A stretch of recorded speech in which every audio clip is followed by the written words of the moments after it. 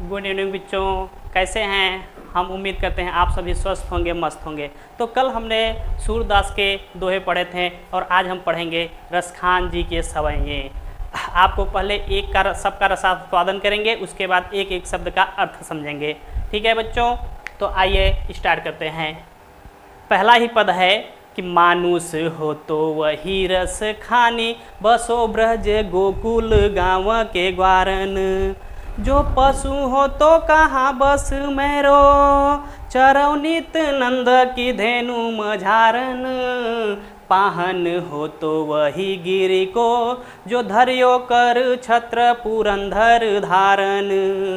जो खग हो तो बसेरो करो, मिली कालिंदी कुल कदम्ब की डारन। मिली कालिंदी कुल कदम्ब की डारन। तो आइए एक एक शब्द का मीनिंग समझते हैं। रसखान जी कहते हैं भगवान श्री कृष्ण के, हे भगवान श्री कृष्ण, मैं यदि अगले जन्म में मनुष्य हूँ, मानुष हो तो वही रस खानी।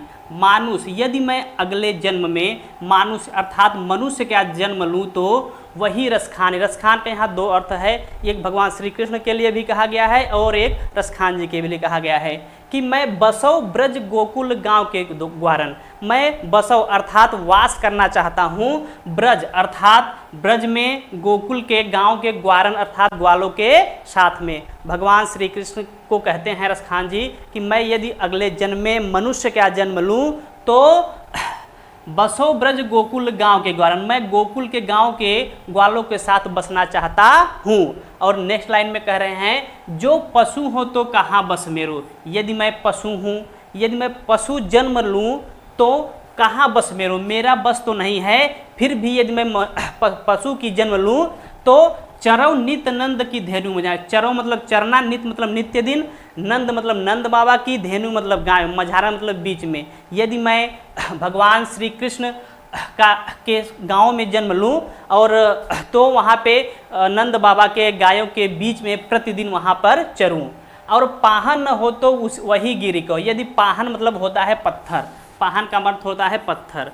यदि मैं पत्थर का जन्म लूँ तो वही गिरि, गिरि मतलब पर्वत का, गिरि का अर्थ होता है पर्वत, उसी पर्वत का पत्थर बनूं जिसको धर्यो मतलब धारण किया था।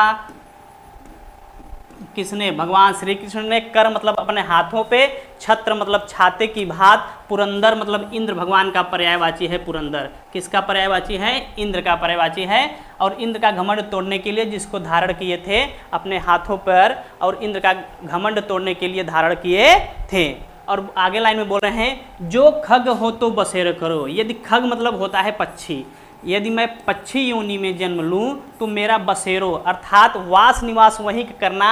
कहाँ? मिल कालिंदी कुल कदम की डारन। कालिंदी मतलब यमुना नदी के, कुल मतलब किनारे पे, कदम मतलब कदम की, डारन मतलब डालों पर। यदि मैं पक्षी योनि में जन्म लूँ तो मेरा यमुना नदी के किनारे कदम्ब की डारों पर निवास स्थान करना, ताकि मैं भगवान श्री कृष्ण का दर्शन करते रहूं। तो आइए इसको एक बार फिर से समझते हैं। बस करें, एक बार इतना करें, देखा।